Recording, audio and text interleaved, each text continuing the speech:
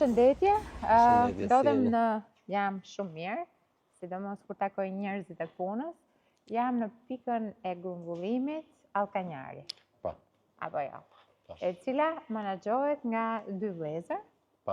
Për sa kohë është operative dhe patjetër duke mos thënë dhe Rominën mbasdore, se gjithmonë mbas burrave suksesshëm ka gratë forta. Po, po. Është viti 5 që është në funksion kjo magazin. Si punë janë 16 vjetë në total, ndërsa kjo magazin është viti 5 që ne punojmë që kemi ndërtuar që vazhdojmë punën dhe kjo magazin këto. E kemi verë me mbështetjen e ZBR-s, edhe jemi munduar të përfaqësojmë, të rregullojmë punën. Kontratat ku janë për momenti, ku destinohen? Shikoj që keni speca këtu dhe ajo atje është prapë speca? Apo? Janë speca të kuq, speca jeshil, janë sallator. Ku shkojnë? Këto shkojnë në tregun e Tiranës, çdo gjë është për tregun e vendit. Shkojnë në tregun e Tiranës, edhe grumbullohen këtu, edhe ngarkohen kamion, grumbullohen në frigorifer, ngarkohen kamion edhe në darkë nisën për në Tiranë, për tregun vendas. Tani është ora e pasdites, tek ku takuam bashkë, ku diskutonin dhe më thej që tani fillojnë dhe vinë fermerët, apo jo? Tani është orari dhe sjellin gjithçka kanë korrur, kanë tërhequr nga serat e tyre dhe fillon gjithë ngarkesa që përgatitet për Tiranë. Po. Si vjet ka qellon një vit shumë i mbar, është vërtet se po e tregoja më parë, nuk ka bërë vakesë asnjëherë si ky vit. Është shumë i mbar, ka shumë produkte, nuk mungon asgjë nga produktet e vendit. Janë gjitha me sasi, edhe me cilësi shumë mirë. Për të thënë të drejtën, unë kam disa javë që kam vizituar shumë fermerë, kam vizituar pika grumbullimi në të gjithë rrethin e Lushnjës apo edhe në qarkun e Fierit, dhe kam bërë edhe unë që ka një prodhim të mbarë si vjet, dhe vjelja ka qenë shumë e mbarë dhe për më tepër edhe çmimet kanë qenë në nivelin e kënaqshëm. Shumë kënaqshëm për fermerët, kanë qenë shumë kënaqshëm çmimet. Fermerët thonë që mund të jetë më mirë për ta, dhe sigurisht pikat e grumbullimit është gjithmonë problemi që kërkojnë edhe çmime të cilat janë pavorshme, ose kam dëgjuar diçka prej tyre, që kërkojnë një çmim konstant gjatë javës. Pra jo çmim ditor, sepse në raste kur çmimi është ditor dhe për shembull domatja tregtohet pra nga sera në pikat e grumbullimit me 100 lekë, ato do preferonin që kjo të qëndronte për disa ditë, sepse për ndryshe janë në presionin e ditës për të vjelë sa më shumë. Ju kanë thënë dhe juve këtë? E thonë, e kërkojmë, po kjo është një gjë që është në dorën e tregut, nuk është është një gjë që e vendos tregu, nuk mund ta vendosim ne. Është në varësi të sasisë që hyn treg, kërkesës që kanë treg. Edhe në varësi të këtyre vinë edhe çmimet. Ne gjithmonë urojmë që, po besoj se si ky vit edhe viti i vjetshëm, si ky vit është shumë i mbar. Fillimi është shumë i mbar. Meqenëse se fillimi i mbar është gjysmë e punës. Vjen për shkak të motit, për shkak të... Po, ka qenë shumë ngrohtë edhe kur nuk na mungon asgjë. Kemi patrigjan së duar, speca, kunguj, domate, kastraveca, nuk mungon asgjë. Pomodorini, nuk mungon asgjë nga tregu vendas. Si vjet është vit i veçantë. Është vit i mbar. Shumë vit i mbar. Shpresoj që të jetë kështu gjatë gjithë kohës, edhe shiu ka pasur sasinë e duhur pa i krijuar probleme fermerëve, dhe nga ana tjetër ashtu siç thamë dhe temperaturat ka qenë të pavorshme. Megjithatë, sigurisht unë besoj që është një sfidë e madhe midis pikave të grumbullimit dhe të fermerëve për të gjetur një balancë edhe për të qenë të dyja palët e kënaqura dhe për të pasur të gjithë këtë incentivim të sektorit të bujqësisë.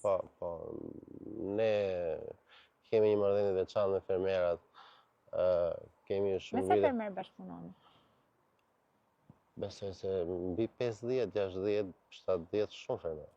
Në komplet këtë zonën këtu, Zhymë, Krutje, Goriçaj, Këmishtaj, kemi bashkëpunim ngushtë prej vitesh. Jemi si familje pak a shumë, ndihmojmë njëri tjetrin. Edhe pse ne vetë jemi fermerë, vetë kemi sera si unë dhe vllai, vresh sera, edhe jemi kuptojmë vështirësitë e tyre për shembull, edhe mundohemi. Në serat tuaja çka keni në këtë momente të mbjella? Aktualisht pomodorini edhe kastraveca, sallator. Të cilat janë për tregun vendas. Çdo gjë jona është për tregun vendas. Ne jemi çdo gjë për vendin. Vetëm furnizojmë vetëm brenda Shqipëri. Ke preferuar vetë që të mos kesh lidhje me eksportin, apo është më i favorshëm tregu vendas, është më pak i mundimshëm? Ka qenë zgjedhja ime sepse kam preferuar tregun vendas edhe për të reklamuar mallin vendas, prodhimet tona dhe nuk e di, jam gjendur më mirë me tregun vendas. Më ka pëlqyer më shumë. Sigurisht është një zgjedhje e lirë, po thjesht pyeta domethënë për aspektin sepse padyshim këtu prikat e grumbullimit ju të gjithë keni punë shumë. Qoftë me tregun vendas, qoftë me tregun e huaj. Por kam vizituar dhe pika tjera të cilat kanë kontrata me Polonin, kontrata me Letonin, kontrata me Zvicrën, disa prej tyre.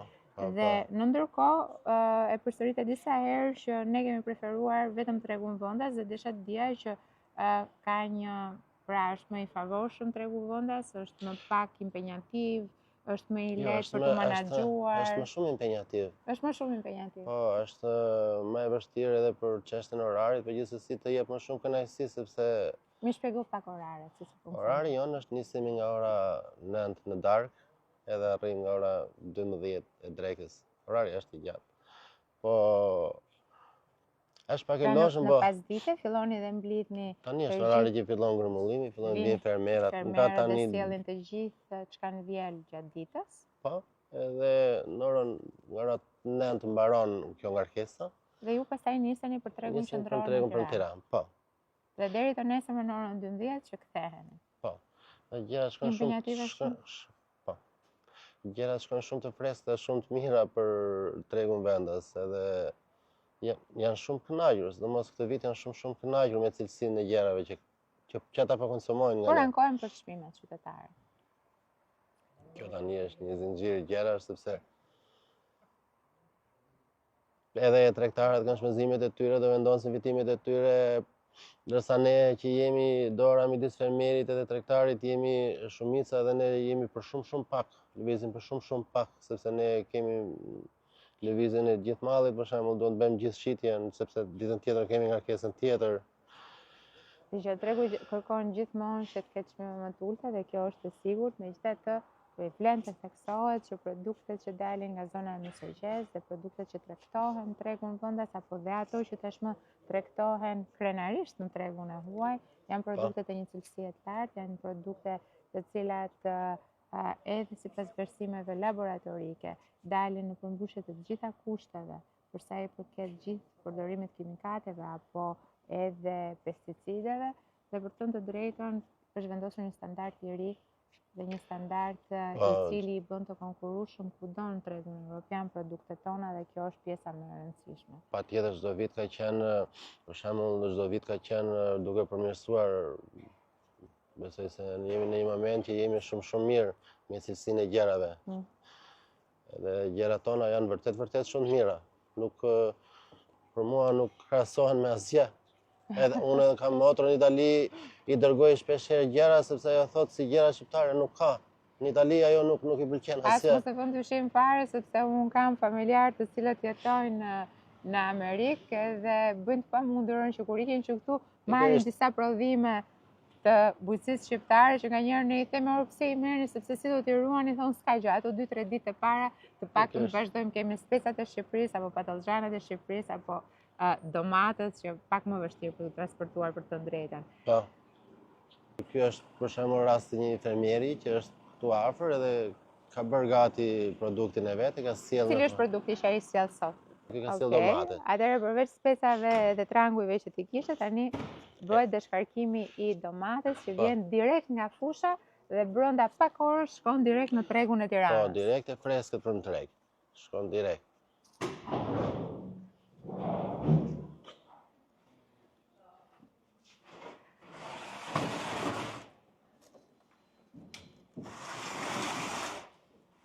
Ja dhe domatja erdhi. Tani çunat e shkarkojnë, i bën gati, i grumullojnë. Ne duhet pengojmë këtu ku jemi.